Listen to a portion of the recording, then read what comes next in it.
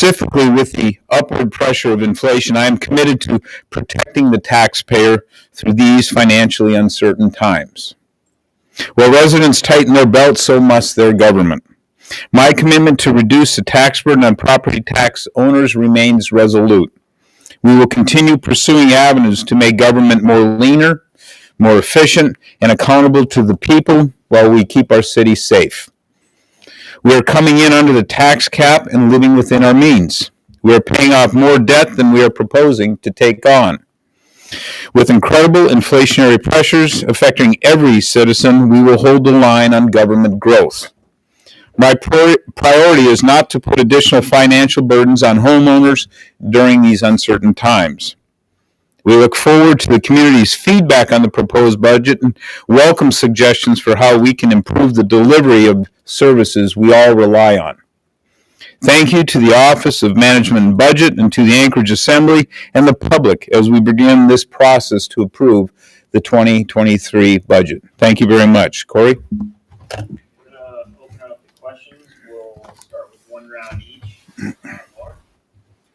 My question is not on the budget. I don't want to wait for me. I have questions about the Sullivan Arena situation. Do you want to tackle that? Let's start with if Ian, you have any budget questions, we can start with Ian and then we'll move back. Yeah, I believe so. So yesterday there was a protest on the body cams. Do you guys have any sort of update status, and what is your reaction to the protest as well? Well, I'll turn that over to Deputy Chief Case on that. That's his field of expertise. Thank you. Sean Case, Deputy Chief, Anchorage Police Department. As for the protest, we always welcome people to exercise their First Amendment rights and tell us what they think, both positive and negative, about what the police department's doing. In terms of where we are with the body-worn camera, currently we are actively scheduling arbitration with the Anchorage Police Department Employees Association. I'm sure that date, when it comes out, we'll make it public to everybody, but we are going to be in an arbitration process over a portion of the body-worn camera policy. Ian, do you have any other follow-up questions on the budget? No. What was last year's budget? Yeah, I'll have Courtney answer the budget-specific questions. Thanks. Hi, Courtney Peterson, Director of Office of Management and Budget. Last year's budget was $563 million. And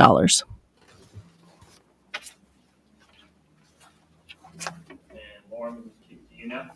Oh, okay. So Sullivan Arena, I'm just wondering, it sounds as if the Assembly would like to work with the mayor on figuring out what to do with people that perhaps were going to go to the Golden Lion. Mm-hmm. And I'm wondering what the administration, would like to do going forward.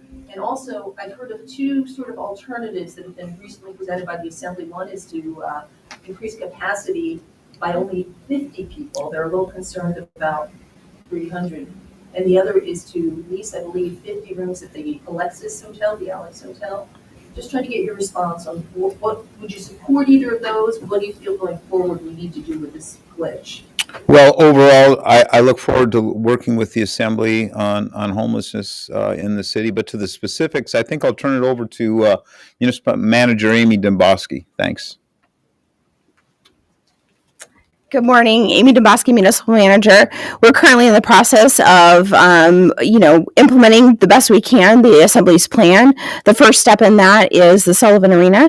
We have staff on scene right now. We are working with Henning Inc., who was the winning contractor for that particular location. We have staff going through that building. They're setting up cots right now, and we will be prepared to receive clients at the Sullivan Arena tomorrow. With respect to the Golden Lion, I think there's more due diligence that needs to be done, and I think the Department of Law is going through that process right now. But the administration has been very clear that we want to work collaboratively with the Assembly. So right now, the Assembly has laid forward their plan. We're in the process of vetting that plan and seeing wherever we can work together. Henning Inc. has, with respect to the Sullivan, Henning Inc. has told us that the capacity of 150 is is not going to be sufficient. So they sent a letter yesterday requesting that capacity be increased. I believe the number was to 300. So it is something that, of course, that's been shared with the assembly.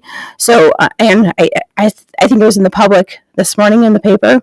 So I think those are things that we're working through. But the only way we're going to get through this is if we work together. So we look forward to working with the assembly and understanding what the nuances of their plan is and seeing how we can possibly help that be successful.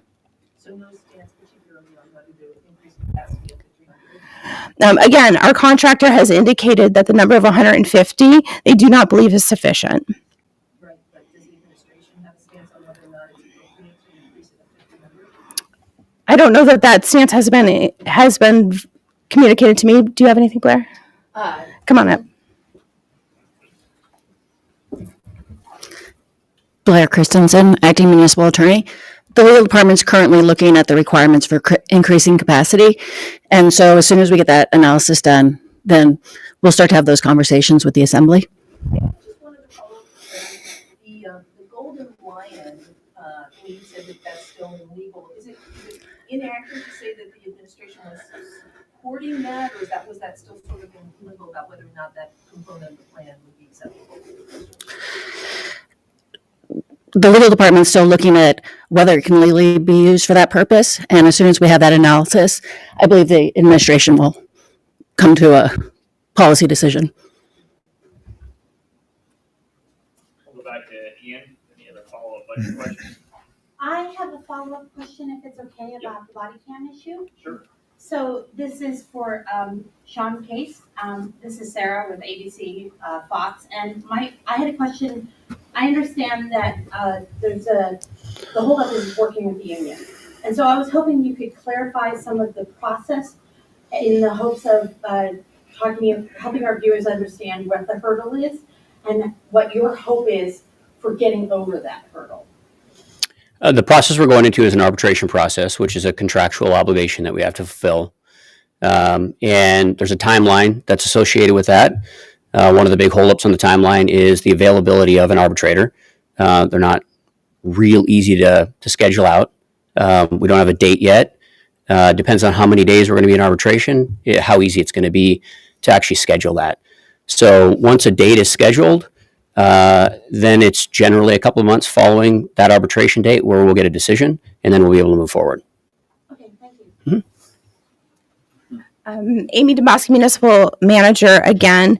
On the body-worn cameras, I think the other thing we want to point out is in this budget, you'll see a commitment by this administration to move forward. There's a special tax levy in which allows for IT. Right now, we're using it for our CAT RMS project, but we are also, what you'll see in this budget is we're utilizing that entire tax levy in order to implement body-worn cameras. So as the union and our labor negotiating team goes through the process of coming to an agreement with the union on what that policy is, you'll see the administration, the police chief, they're moving forward with they're going to be moving forward with purchasing body cams. We're going to need some redaction clerks. We're going to go through this process of being ready. So as soon as that agreement is made, we can go ahead and launch that program. But it is a process, and it's a multifaceted process. But what you'll see in this budget is a commitment by this administration and by the police department to implement body-worn cameras. More follow-ups here over here on the left. Lauren, one more shot. I think I'm good. Would you like to say something else about Yeah, I just want to, in closing, I want to people to take away what the emphasis of this budget is, and it's on public safety. At the end of the day, it's cars for cops, and it's trucks for firefighters. That's what we have to have. We can have all the police, all the firemen in the world, but if they don't have reliable vehicles to respond when we call, we're in trouble. And our police cars, we have police cars at 200,000 miles, and that's not sustainable, and it's getting worse every year. So cars for cops and trucks for firefighters, we have to have that, and that's our focus. So that's all I have. If we have anything else, great. Thank you very much, everyone. Appreciate it.